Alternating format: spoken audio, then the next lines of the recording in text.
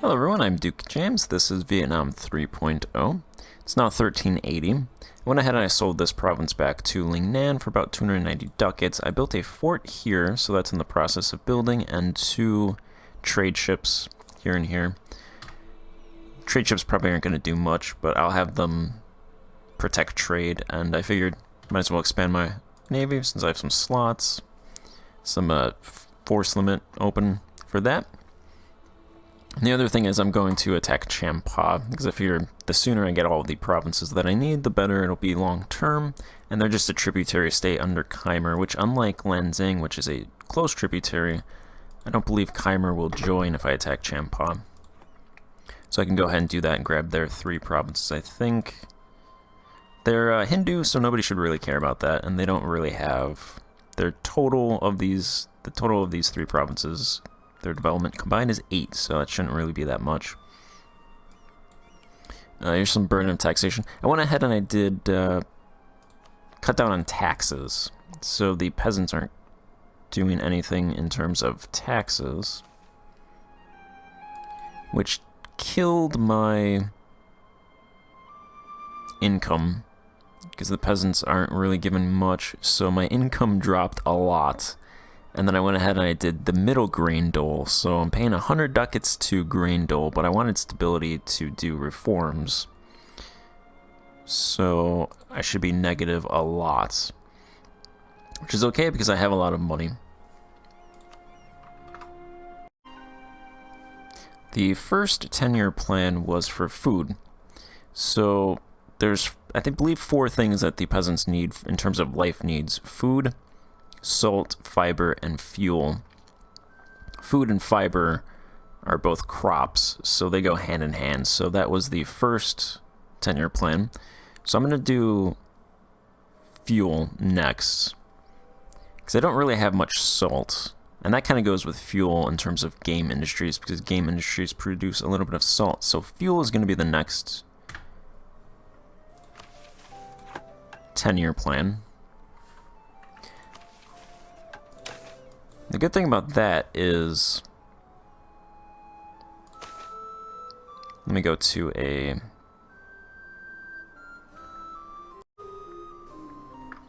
map mode for,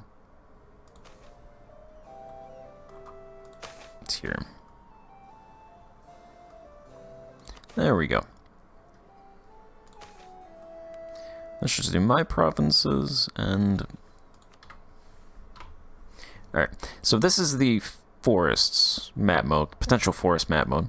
The good thing about this is, even though I've overextended the farmland in these provinces here, everywhere else that there's actual forests, I didn't really do much investment in.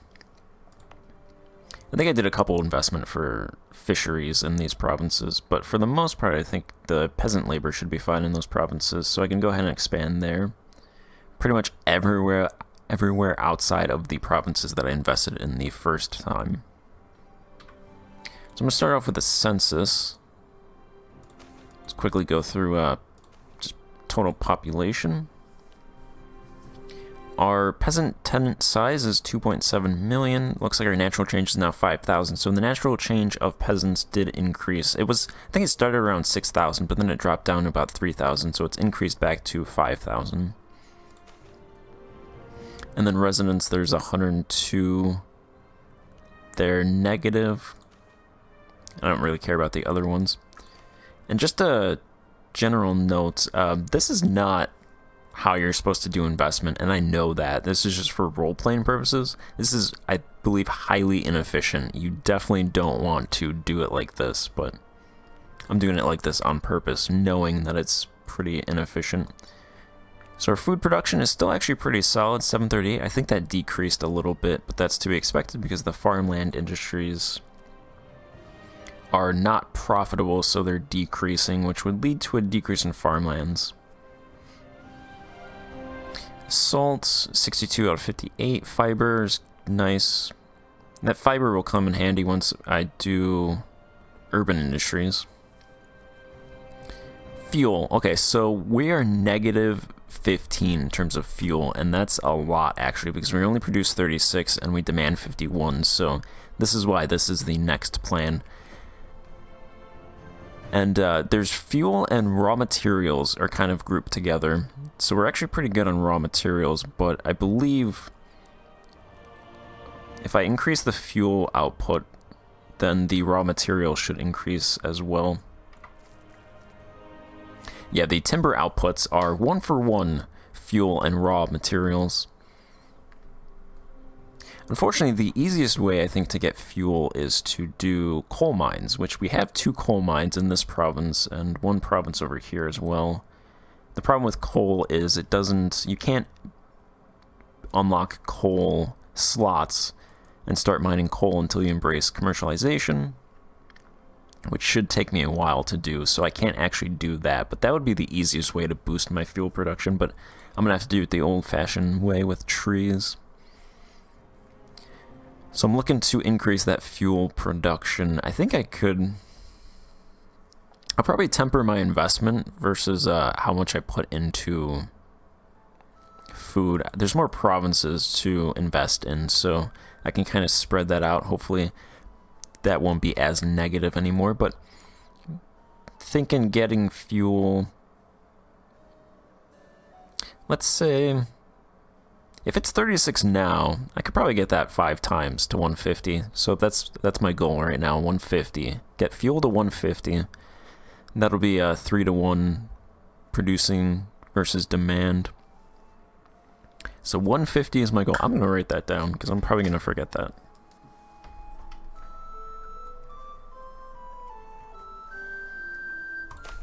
And then the other stuff, consumer, military, naval.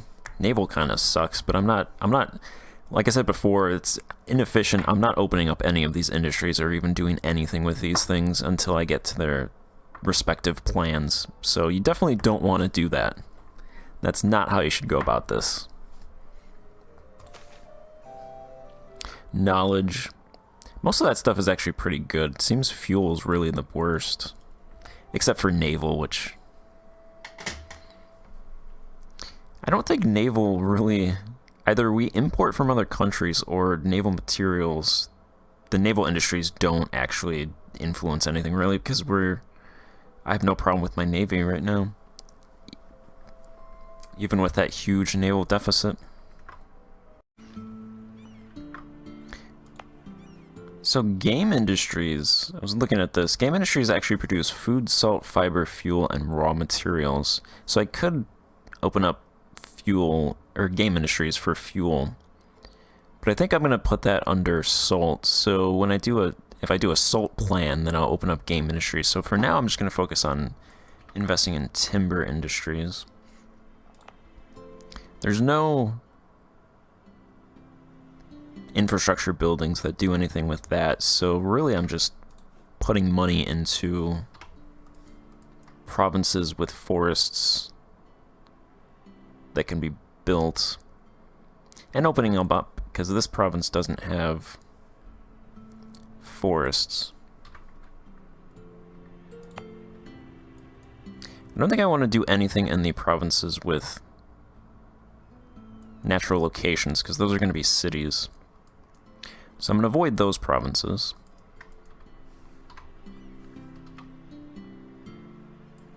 I don't think those provinces really have much room for forestry industries anyway. So let's go ahead and do... First of all, I'm going to check, make sure every province that I want to invest in has a forestry industry. These provinces down here, I can core all of those, which I'm going to do eventually. I'm kind of running low on admin. I went ahead and I switched from mill power to admin, because I think for now I'm fine in terms of mill power. I have 1546. The reason why I haven't taken... I'm going to actually dump that. For now, at least. I'm still wondering if I need trade ideas, because it does say... In the past you needed trade ideas, but I think that was just for this in order to do commerce, but now you can just have 15 burger average power, so I'm not sure if I still need commercialization, so that's why I haven't actually committed to an idea group yet. Speaking of which, I can actually do this right now because my stability is at 1 because I went ahead and I did the grain and the taxes, which is why I'm losing a lot of money. 10 ducats. So let's see. I'm going to need this. Urban governance is 3 right now, which is unsupported. This one can either go to 4 or 3. So I can either help or hinder the merchants. And I think I actually want to...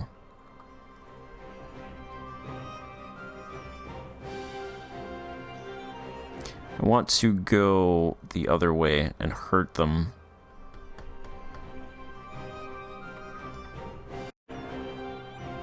Yeah, so bureaucratized urban governance goes from 3 down to 2, and that does that stuff. So 10% urban production, 10% commerce production, 25% resident property tax revenue distributed to urban. That's still the same, which I assume just means it goes to... I don't know. Anyway. I feel like that should be expanded on to urban. Urban what? I don't know if they mean urban. Like if that's supposed to be like that.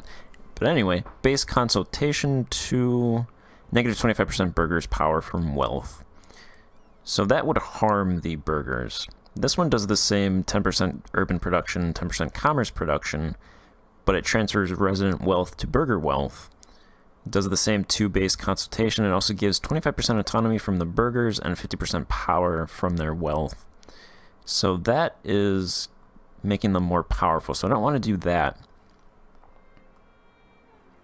I can't actually do this one though, because I need 30 bureaucratic influence, or I need 30 bureaucratic influence, 40 state reach, and a bureaucratic advisor.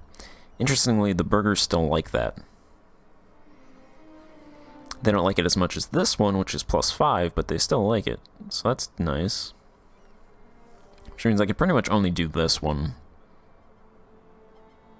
So this one gives plus 15% commerce production, 20% merchants from trade centers, negative 0.5 base consultation.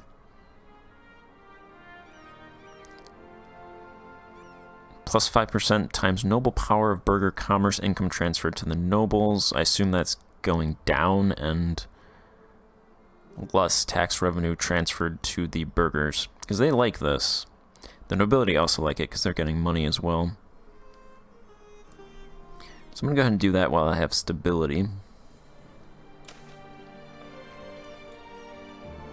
The nobility are pleased, so that gives 15 noble loyalty, 1 hierarchy, 20 relations between the aristocrats and the state. The burghers like that as well. 20 burgher loyalty, 2 consultation, 40 relations between the metropolitans and the state, so they really like that.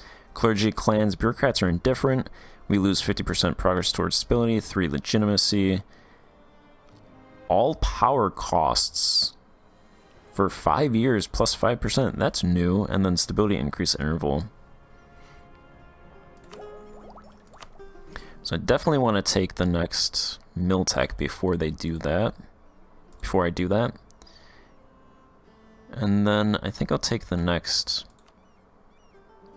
admin tech as well. I should get more admin now that I am focusing that.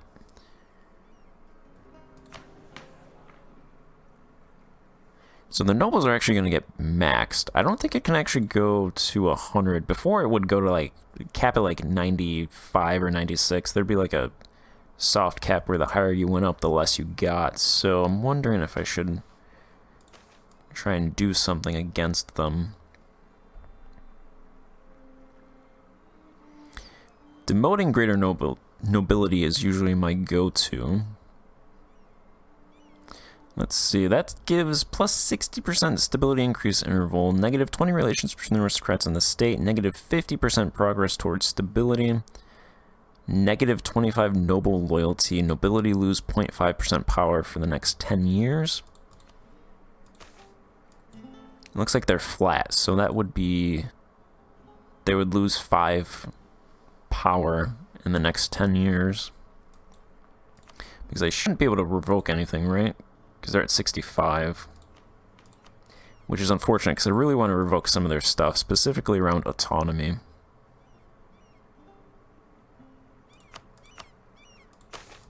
Just looking at their privileges, they have 1 processing monopoly, game monopoly, forestry monopoly, and seigneurial courts. So those are actually pretty good. They're close to 0. Court titles and rural autonomy are both 4. This one gives 40% autonomy from noble power, 50% mana cost of land tax. So this one I want to knock down a couple so they get less, I get less from autonomy. This one actually isn't that horrible. It just gives them extra influence, which is actually pretty bad, as long as they're both 60. But it does give plus 15 base relations between the aristocrats and the state. Let's see, prestigious diplomacy, familial service, noble hierarchy are all 1. Noble dues and noble service 3 and 4. So these have to do with cash and manpower from them. Noble hierarchy, a little bit of corruption there, a little bit of corruption there, a little bit of corruption. So these two both give corruption, which I like to get rid of. I think one of these also reduces the diplomats that I can have. Where's that one? I think it's this one, familial service. So this actually isn't that bad. I think rural autonomy might be the worst, because it's just 4. So in terms of noble privileges, it's not that horrible.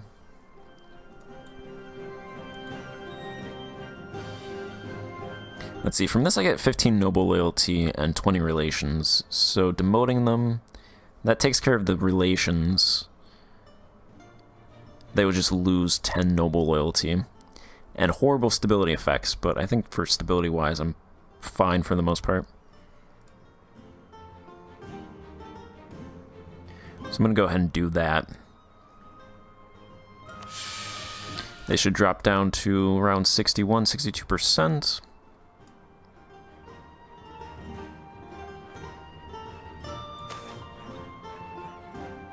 And that gets us 1 step closer to commerce.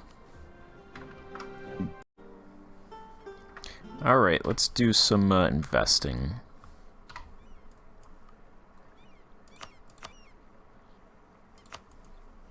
I'm going to put 10 there, 10 there, 10 there, 10 there, there, there. Pretty much 10 everywhere, actually. Everywhere except down here. So do these all have forests? That one does not. Let's do select individually. Open up a forestry slot there. Or timber slot is what I mean. Timber, timber. Timber. Timber. I think most of them should have timber. Ignore my cities. Timber. I think just 2 provinces don't have timber. That one doesn't have timber. What's the forestry size? 255. That's sufficiently high enough, I think, to open up one, unless it's, yeah, there's no thing, no trade modifier there. No timber there, but I can't actually select it. And there's no timber here.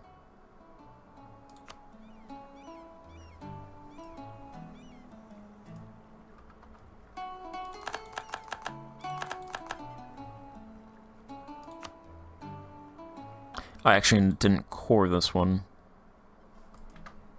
Alright, no timber there.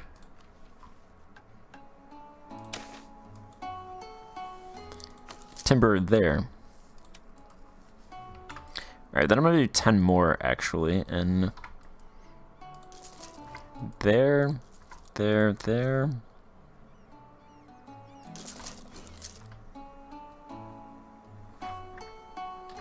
Not there.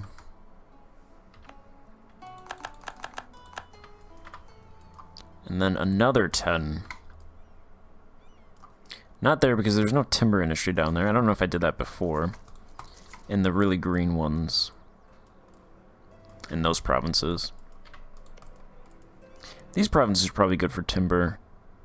1,025 forestries in that province. Yes, they are. 843 in that province.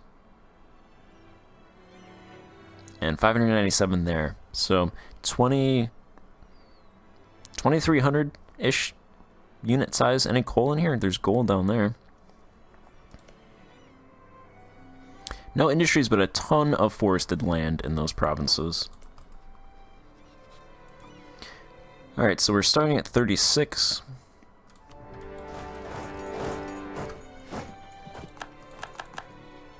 Not sure if that is enough to quintuple, but I'll check back in a couple years and see.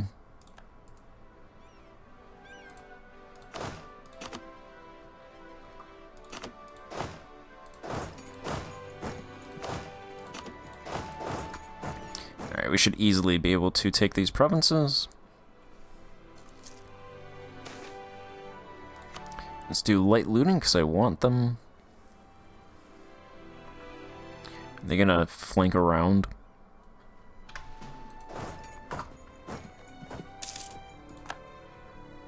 They're gonna try to.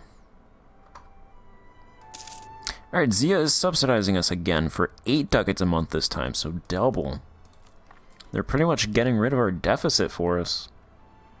So our people are being subsidized by Zia.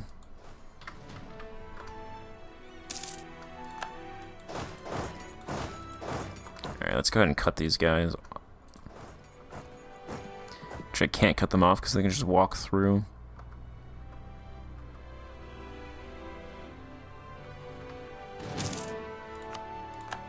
Probably not going to do grain anymore. I'm okay with doing taxes. No taxes, but grain costs so much. Even though grain's cheap, grain should be cheap in our country because we produce a lot of it. I also just realized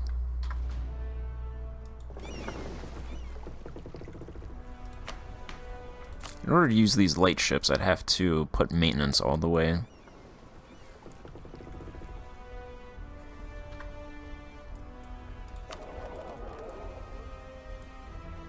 I actually only control 37% of my trade node, despite owning all the territory except 3 provinces.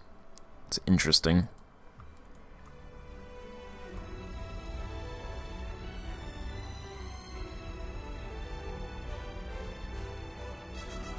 Lana.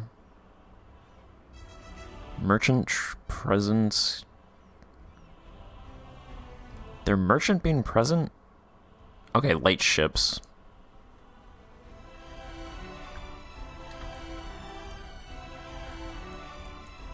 Yeah, that's because of light ships. I think I might get rid of these galleys, replace them with trade ships. I'll send those guys to protect trade, see what that does.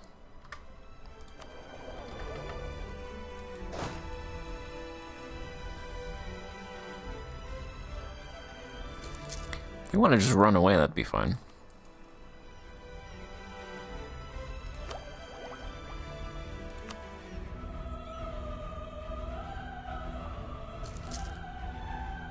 I think commercialization caps at 25%. So that's actually great. One of them doesn't cap. I think scientific.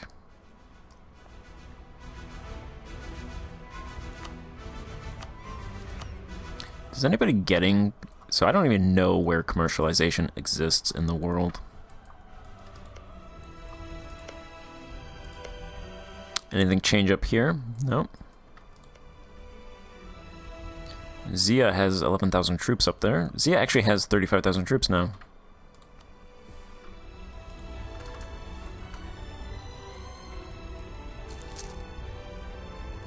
I'll let this go. Xia has 35,000 troops, Ming 42,000, Song now has 30,000. So Xia actually eclipsed Song.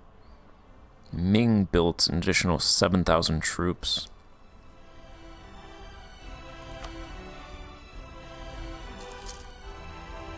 And we're now getting ducats from Xia. My truce with Lingnan ends 1390. That's a long time. That's what happens when you take 3 provinces. Ducats, war reps, forced trade. I don't think anybody would buy these ships. Hey Xia, you have a coastline. You want to buy my ship? I can't sell ships at war, I don't believe so.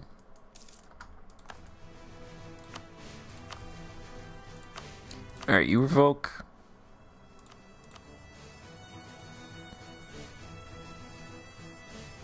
Don't really care about them revoking those.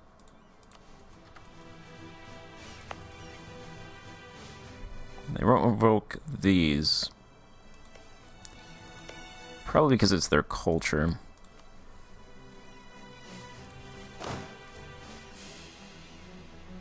Okay, that would just be Champa. Champa dies. I'm not going to have them revoke that stuff. Probably not going to release them either, because then they would take all of this. And I don't want to... I have to annex them then. So that would be annoying. So just give me those provinces. They're going to show up back over here.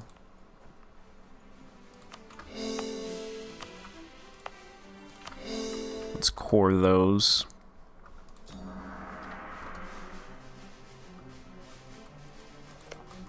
Alright, Xia, now do you want to buy my ship? I mean, they're already subsidizing me. You might as well just buy my ship. Ming wants 7 fewer galleys. I'm only selling 1 to you. Hey, Song, do you want to buy my ship? Should probably just delete that. I'll try in between parts. Somebody's got to want to buy it. Be great if I could just threaten war for those provinces, but they're not scared of me.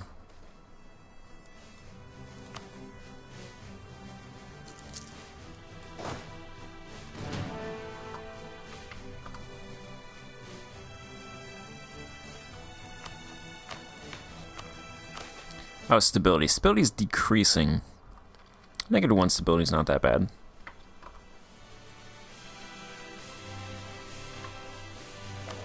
I increased my trade share in the Songhong node by 1% with those 2 ships.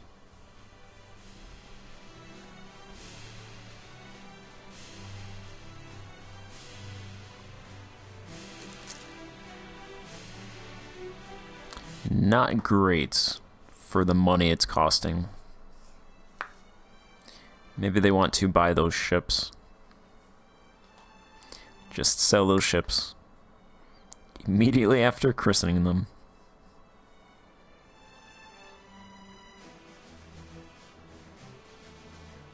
Corruption's still 50. It's decreasing a little bit. I think decreasing autonomy will decrease corruption. So that's also part of the reason why I want to decrease autonomy. Building a harbor here is pretty good. We pay nothing in administrative power, which is actually pretty nice, except we're not making anything. That's why.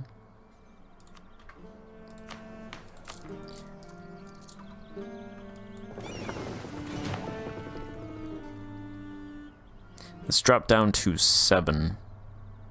So it's slowly building.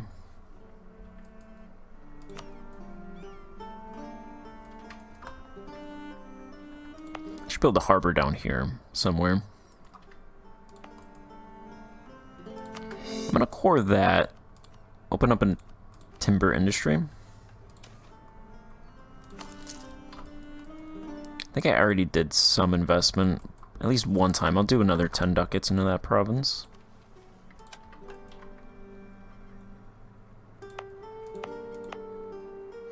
And then in order to reach these provinces, I'd probably have to build the harbor here.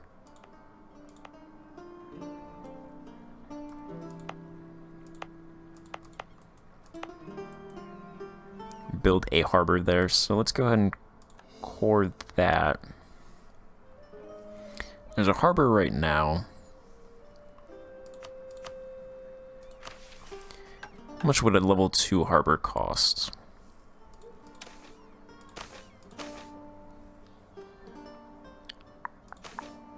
Rank 2, prepare to construct, 296 ducats.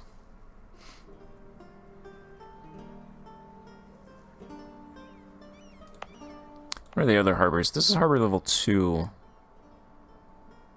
Doesn't seem like autonomy's really done much. Separatism, mostly. I'll go ahead and construct that.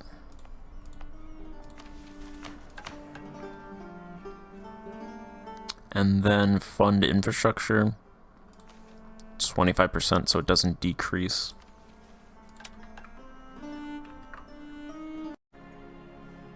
And then I think that will be it for this episode. So I didn't do a whole lot of investment in terms of ducats. I'll probably look at these provinces, mostly because I don't think... Yeah, this province, the culture is converting.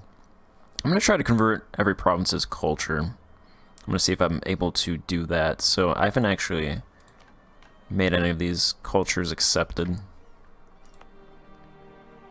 I don't normally try to go for culture conversion because it's... The provinces have to be stated and next to provinces of your culture, and they can't be across oceans, so it's like hardly ever happens. But I think this campaign I should be able to culture convert most of the country, if not all of it. But I'll probably look at these provinces more in depth in terms of labor supply and might do some more investments.